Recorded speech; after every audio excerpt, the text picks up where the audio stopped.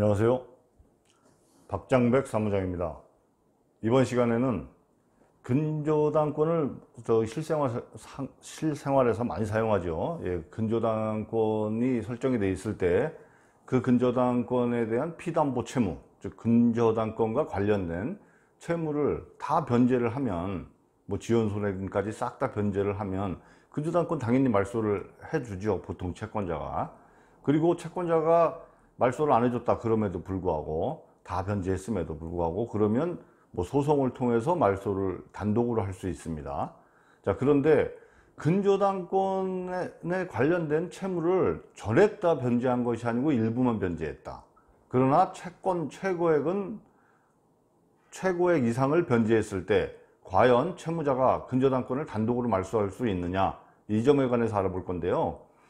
예를 들면 근저당권 설정을 하면서 채무 원금은 5천만 원입니다. 5천만 원을 빌리고 채권 최고액은 6천만 원을 설정했습니다. 보통 20%, 30% 이렇게 더 추가로 설정을 하죠. 그러면 근저당권의 채권 최고액은 6천만 원이고 채무 원금은 5천만 원인데 이자를 계속 못 냈어요. 못 내서 예를 들어서 채무 총액이 7천만 원이 됐다. 7천만 원, 원금은 5천만 원, 채권 최고액은 6천만 원, 그리고 실제 채무는 7천만 원. 이랬을 때 채무자가 6천만 원 이상을 변제를 했다. 6천만 원을 변제했다. 6,500을 변제했다. 500만 원이 남았죠. 500만 원이 남았는데 이 상태에서 근저당권 말소를 채무자가 주장할 수 있느냐, 또 청구할 수 있느냐, 소송을 해서 근저당권을 단독으로 말소할 수 있느냐. 결론적으로 말씀드리면 없습니다.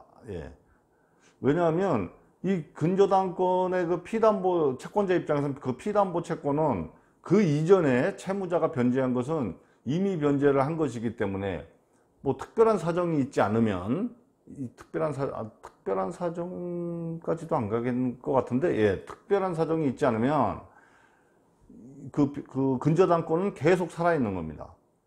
근저당권이 채무자가 전액을 변제하지 않고서는 단독으로 근저당권 말소를 청구할 수는 없는 것이죠.